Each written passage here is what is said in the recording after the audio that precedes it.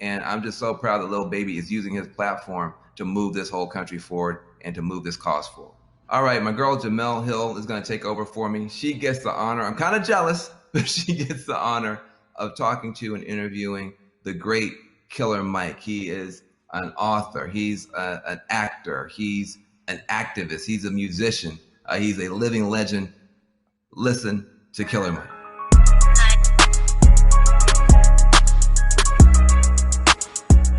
I hope everybody out there has just been taking copious notes, gaining a lot of knowledge, taking some screenshots, because there's just been a lot of really good nuggets that have been shared.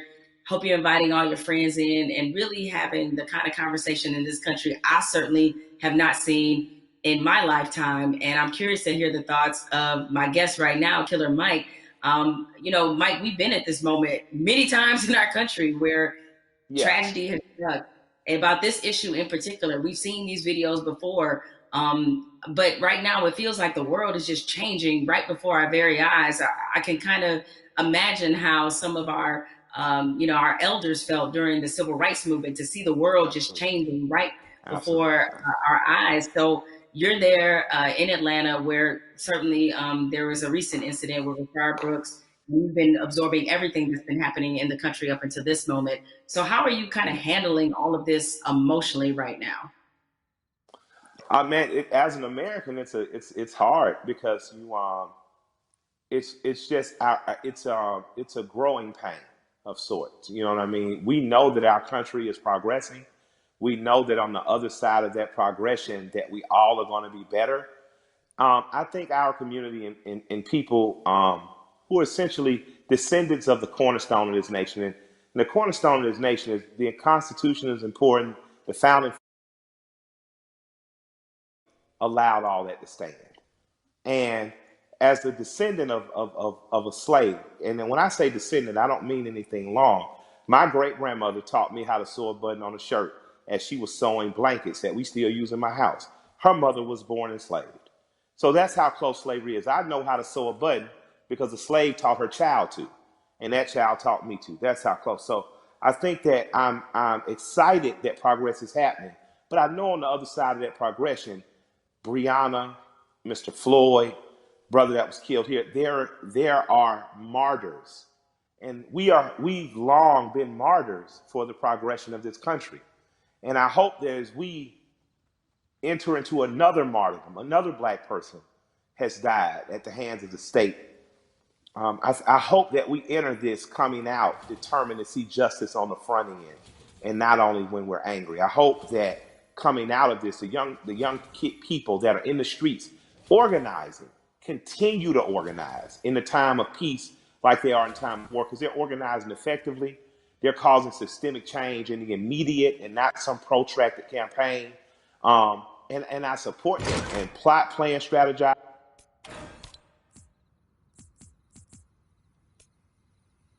And I appreciate, and I don't mean capitalize in a monetary way. I mean, these kids are capitalizing, progressing. Organizers on the ground root level who've been working for years to campaign around police brutality and violence have in an instant been able to organize people to progress law. Yeah, it's been a lot of impressive moments. I mean, you mentioned about how the young people, they're so organized, because I think about the progression from, say, Ferguson to now, and it's been pretty outstanding when you think about it. What has impressed you the most about what you're seeing right now?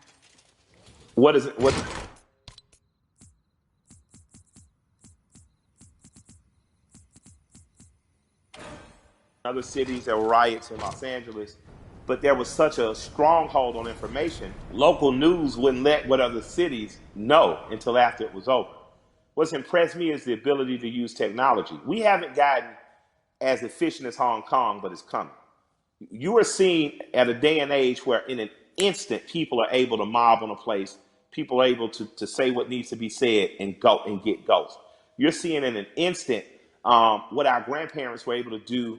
Like we have a house party app in which people can sit down on that house party app. You can organize with those 8 people to know what are we going to do in school, what are we going to do in local school boards, what are we going to do with city council. Our grandparents used to have to do that in the basement.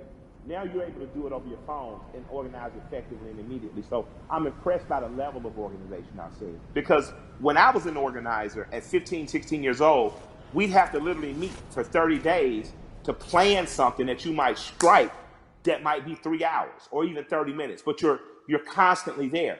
These kids are able to do it, and these young people and these organizers are able to do it in a blink of an eye. But that only happens when you train like Floyd Mayweather. Organizers are like Mayweather. They never not training, and I think that these are the people, again, that we should be looking to follow in these times. But you dropped the mention of the House Party app. Mike, are you on House Party? You use it? I just found out about it. I got the cool people in my life helped me to what's new. The 2 apps I'm most interested in right now are House Party, and there's an app called Convos that allows me to speak directly back and forth with people. That's a lot cooler than sometimes Twitter, where stuff gets lost in translation. But I'm still over there tweeting with the angry moms and dads. Shouts out to the old folks. I think about where activism was on this issue in particular when Ferguson happened, and looking at it now, and while there was definitely a lot of positives that came out of Ferguson, particularly the Black Lives Matter movement, seeing the level and the difference is that clearly there was a lot of lessons learned there, and they've applied them now. And so there is definitely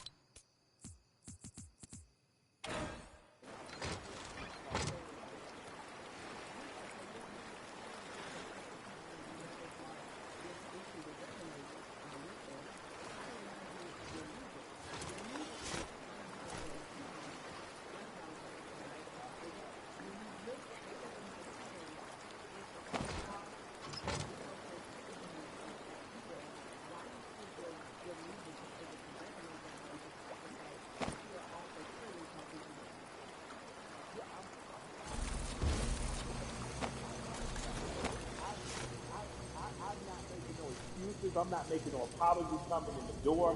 I love us. I am in love with us.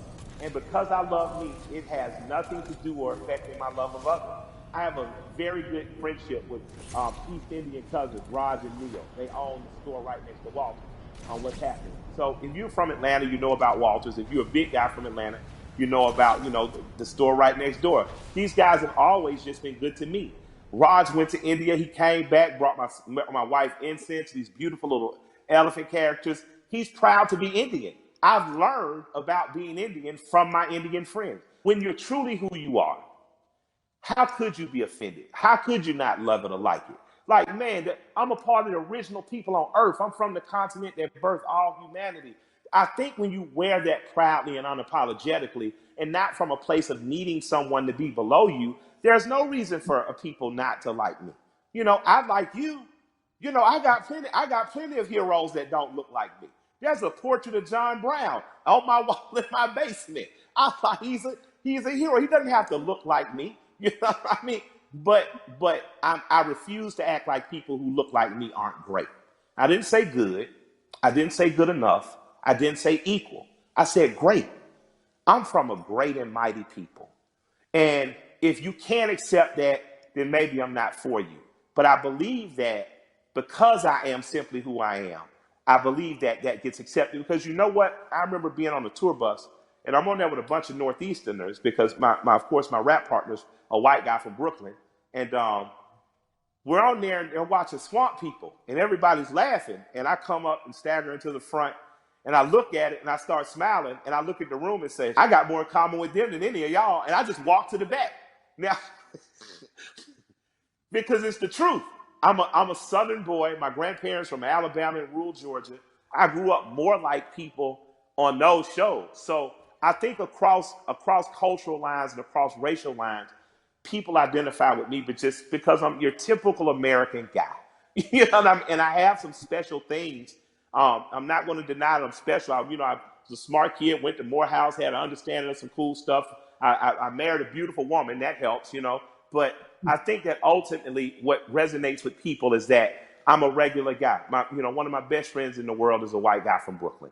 So I think that people understand that I have the ability not to look past your race or ethnicity, not to look past who you are culturally, but to look at it and love it and learn from it without wanting to co-opt it or be it. What you're talking about in a very succinct and robust way is really allyship. And that's been a word that, you have it sounds like you have a lot of really great allies that are in your life.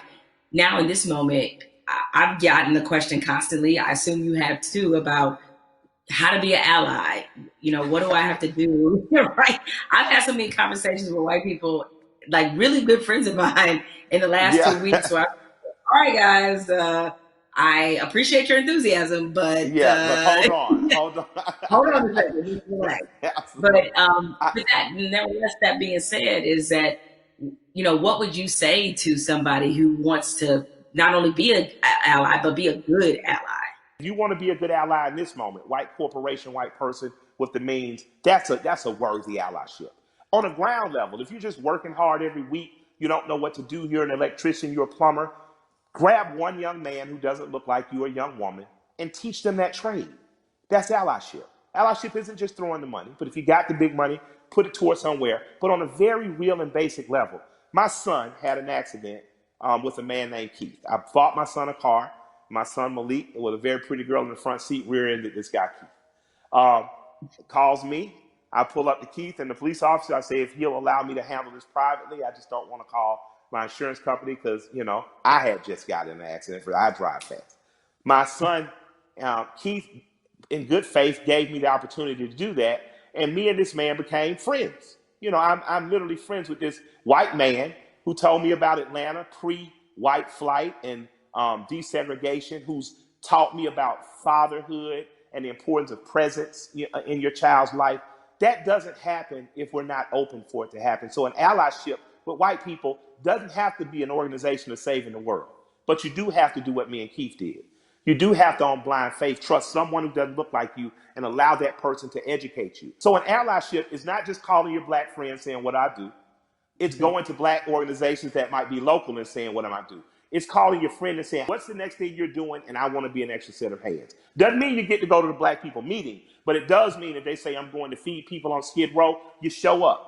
And you show up with empathy and care, and you do it. And I'm going to tell you, we need doctors in that space. We need lawyers in that space. We need legislators in that space. We need the people who are really empowered to be in that space, because there's some things that need to happen on ground level that once the grassroots people have gotten it here, there needs to be money put behind these things. A lot of the problems that we have now that are erupting could have been solved in 96, 2006, 2016, and all these other years, but we chose not to because we trusted the right thing's going to happen. Right thing's not going to happen unless we make it. And after that, you have the potential to truly be brothers and sisters. You have the potential to be past the letting cultural, national, religious markers evict the fact that I know that I'm talking and I'm with a human being, and at our very core, past any physical difference, my job is to honor the soul of that other human being. So there's no need to have allies because I'm not at war.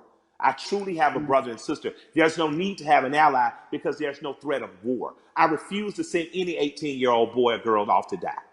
And that has to be something that's much, much deeper than policy, much, much deeper than the human condition in the last 500 years. We have to get back to that. So that's my humble opinion. I don't know, where that takes white America, but I hope we stay standing up, fighting together.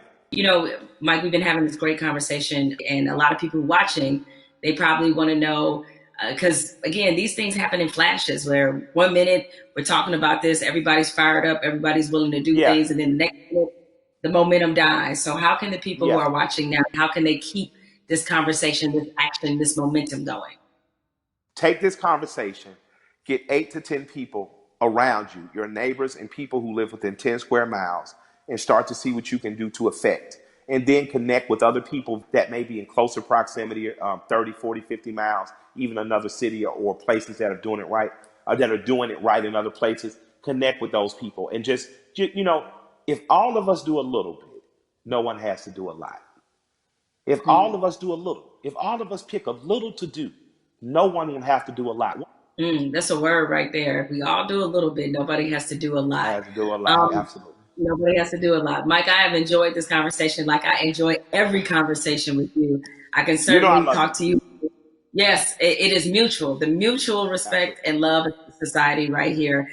Thank you. And more importantly, thank you for everything you do on the ground. I mean, so many people, I knew that you tell the truth the way it needs to be told, but a lot of people during this time of crisis have been exposed to you and understand that, you really are for the people. This is called We the People. This is you all day long. So thank you for all the work and all the inspiration, all the words, everything that you're adding to this conversation, and more importantly, to this action. With that said, we have to say goodbye, but we don't have to get out of here just yet, because I'm gonna toss this on to my brother, Van Jules, who can take it from here.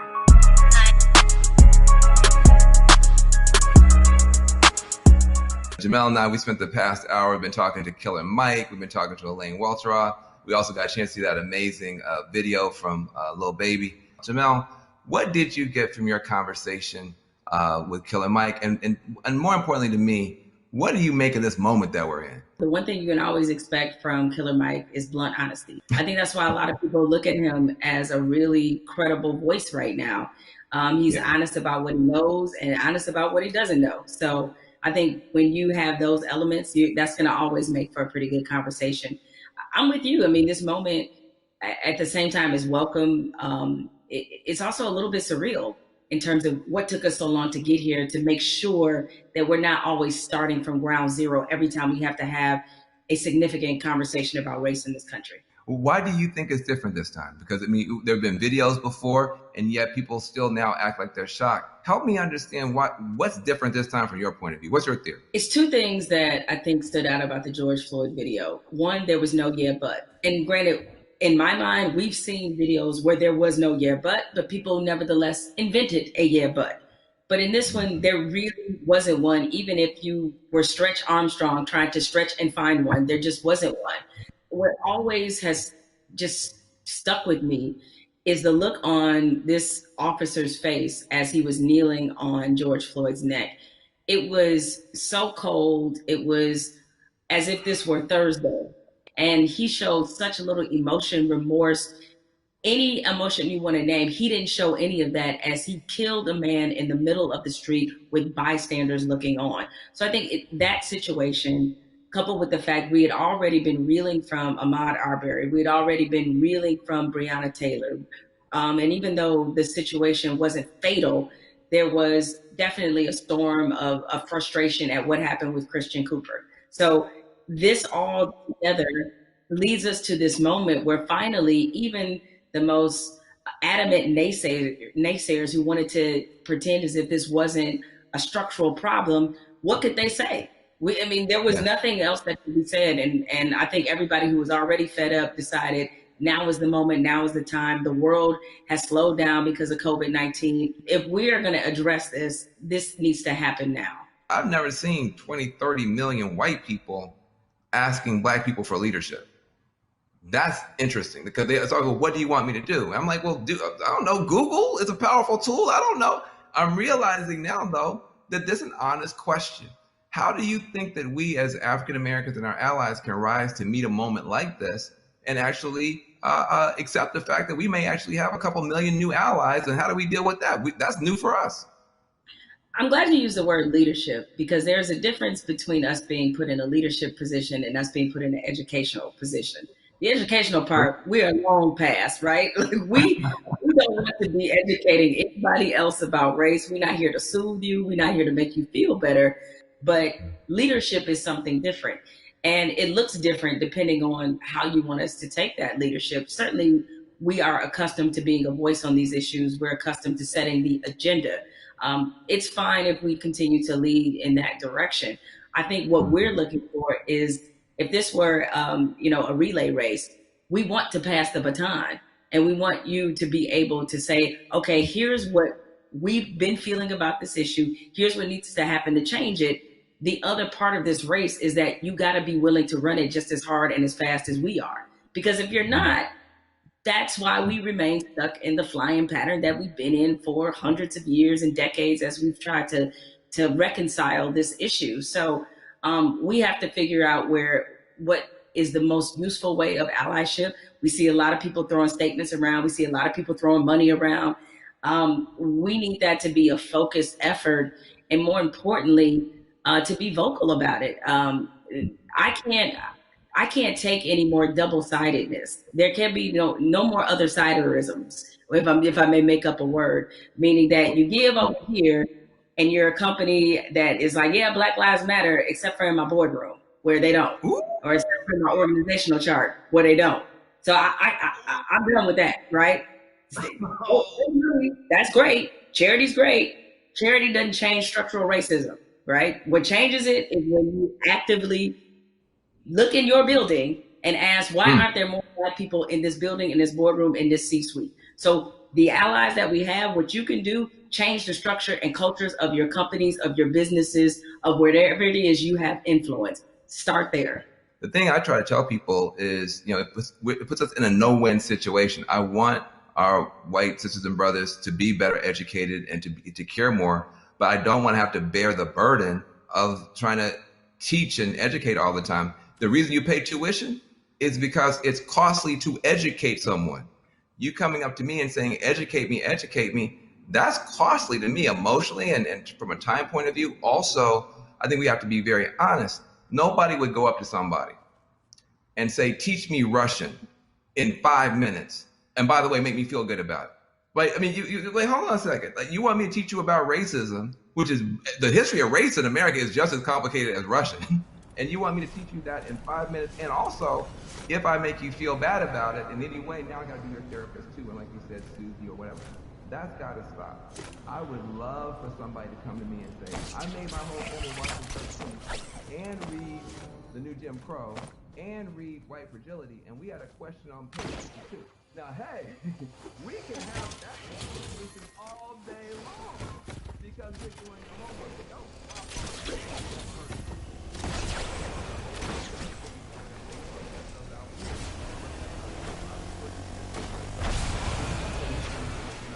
I have to say something to you because I've never gotten a chance to talk to you. I feel like I know you because I'm such a big, mad, crazy Scandal fan. But I love you to death. I just am so proud of you. I'm saying proud of you almost in the passion. I am so proud that you exist. Where do you find the strength to continue to do what you're doing and say what you're saying, even in the face of opposition, to the point where now the whole world has to listen to you? Where did you find the strength when they weren't listening? I guess maybe this is just part of the Black woman's condition, is that we don't know any other way. And most of us, I come from a line of Black women who were just like this. My mother's like this. My grandmother was like this, where it's the old phrase we've all used as Black people, making a way out of no way. And scream until they hear you. You know what I'm saying? Is that because the opposite, to do the opposite of that is what? Is that I can't even afford to do that. I don't know any other mode but to fight for what's right, but to try to stand on the right side of history, but to speak for people who don't have a voice or a platform as large as mine, because somebody did it for me. What advice do you have for people who want to have these conversations, maybe not as well spoken, not as well read as you might be, but who really are sincere and want to have a conversation? I think you have to start from a point of honesty and being real about what some of your beliefs, prejudice, biases are, where they come from, why you learned them. I think if you take anything else beyond race, as we get older, we do a whole lot of unlearning. Young folks, when you get to like your 30s, you do a whole lot of that, right? But yeah, my advice is to always start from the point of truth and honesty and self-awareness. And you'd be surprised what you can get accomplished just by digging into those things. I mean, if you know you come from a racist background, or if you come from where race was talking about a certain way, be honest about what those conversations were and what they taught you. And ask yourself, is this the kind of person that you really want to be? Yeah, I feel like there's a 21st century mindset and a 21st century skill set that, everybody's going to need a mindset of empathy. I mean, we're going to be dealing with people, every color, flavor, every kind of human being ever born. We all have to deal with each other now because of the internet, because of just the world economy. You're going to be competing against people in China and Nigeria. That's just the world. So you have to have a mindset of empathy to really try to understand where people are coming from. You have to have a skill set of listening. If you understand this conversation, you can talk to Black folk and brown folk and Muslims, everybody else. So we're trying to confer a benefit to you. We're trying to make you better. It'll make my life better, but it'll make your life better too. Now, what charity are you supporting? Well, as some people can maybe see my T-shirt, it says support Black journalists, right? The lack of still Black journalists in most newsrooms is pretty appalling.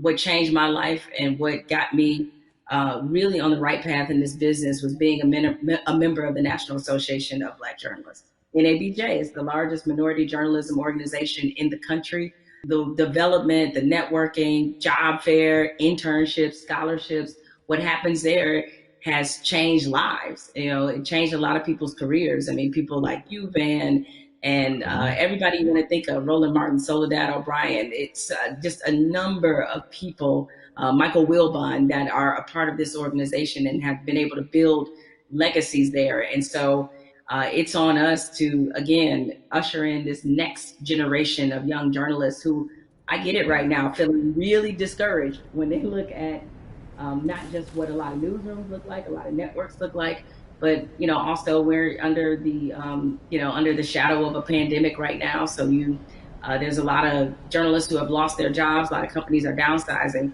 They need a reason to believe and to be in this. And so NABJ has done so much for my career and continues to do that for others. So that's the charity that I support, and the organization that has changed my life and that of many others.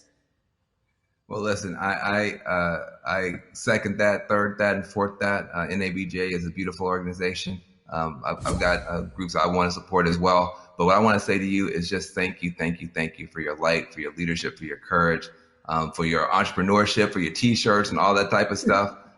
Make sure to support the sister businesses, and let's keep this conversation going. Much love to you. Thank you, Van. This is a pleasure. I got good news for you. I got bad news for you. The good news is that people are activating all around the world, all across the planet for change. That is a powerful moment. Here's the bad news. Unfortunately, this is not a one answer fixes everything situation. We're talking about systemic problems, which means it's not just one law or one person. You need 360 degrees of change to shift to get the outcome that's right. But we can get there if we keep talking, if we keep working, if we keep building. And if we do that, we can reshape America. That can be done. It's been done in the past.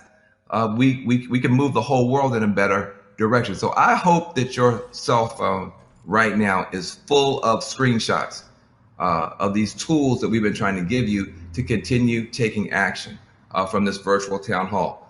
When this stream ends, the conversation should not end. We got to keep pushing. We got to keep going. We are in an important moment in history. And what you do is going to determine the outcome. 2020 is going to be talked about for 20 years, 100 years, maybe 1,000 years. But the future's not written. It's up to what you and I do and what you and I decide is going to happen. So I want to give a special thanks to the powerful voices.